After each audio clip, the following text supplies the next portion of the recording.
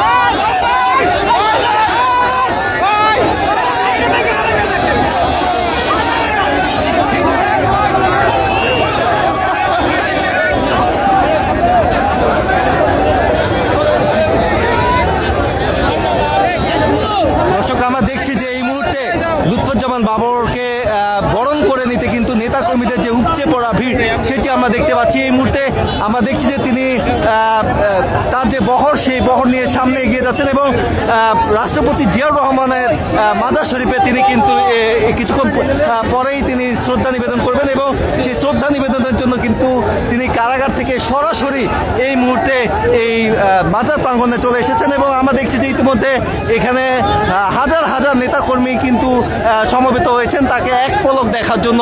আমরা বাংলাদেশ প্রতিদিনের digital platform থেকে আপনাদেরকে সরাসরি দেখানোর চেষ্টা করছি। তিনি কিন্তু এই মুহূর্তে নেতাকর্মীদেরকে হাত দেখিয়ে অভিবাদন জানাচ্ছেন।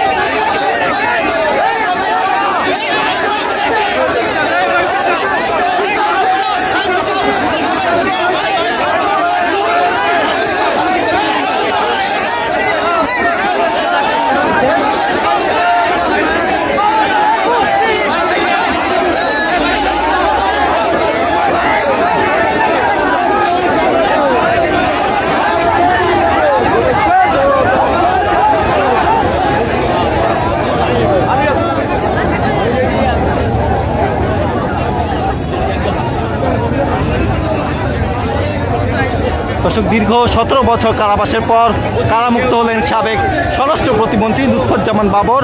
আজ বেলা 2টার দিকে তিনি কেরানীগঞ্জের ঢাকা কেন্দ্রীয় কারাগার থেকে ছাড়া পান এবং এর আগে গত মঙ্গলবার চট্টগ্রামে আলোচিত 10টা অস্ত্র চোরাচালানের ঘটনায় অস্ত্র আইনে করা পৃথক মামলায় যাবজ্জীবন কারাদণ্ডের দায় থেকে খালাস পান লুৎফুজ্জামান বাবর এবং তিনি কারামুক্তির পরপরই এই মুহূর্তে আমরা দেখছি যে বিএনপি প্রতিষ্ঠাতা রাষ্ট্রপতি জিয়াউর রহমানের মাজার প্রাঙ্গণে তিনি শ্রদ্ধা নিবেদনের জন্য এসেছেন এবং এখানে আমরা দেখছি যে তাকে এক পলক দেখার জন্য তার যে বিএনপির যে অঙ্গ সংগঠনের নেতৃবৃন্দ এবং সাধারণ জনতা তারা কিন্তু তাকে এক পলক দেখার জন্য এখানে উপচে পড়া ভিড় আমরা লক্ষ্য করছিলাম। তিনি এই মুহূর্তে কিন্তু এই মাজার প্রাঙ্গণে প্রবেশ করছেন এবং সেই প্রবেশকে ঘিরে এই মুহূর্তে আমরা যেটি দেখছি যে নেতাকর্মীরা যে উচ্ছ্বসিত এবং বাঁধ ভাঙ্গা জোয়ার কিন্তু আমরা দেখতে পাচ্ছি তাদের।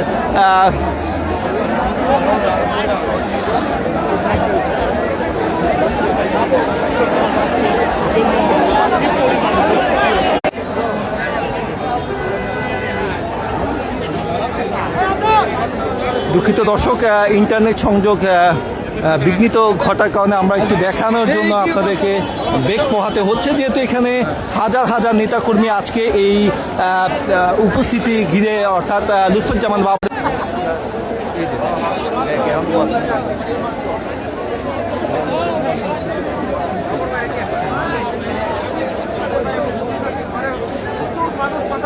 আমি গাড়িতে ছিলাম।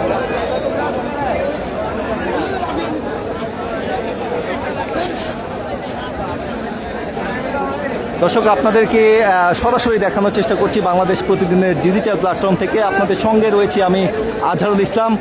একযোগে আপনারা বাংলাদেশ প্রতিদিনের নিউজ এবং বাংলাদেশ প্রতিদিন ফেসবুক পেজ থেকে আপনারা সরাসরি দেখছেন।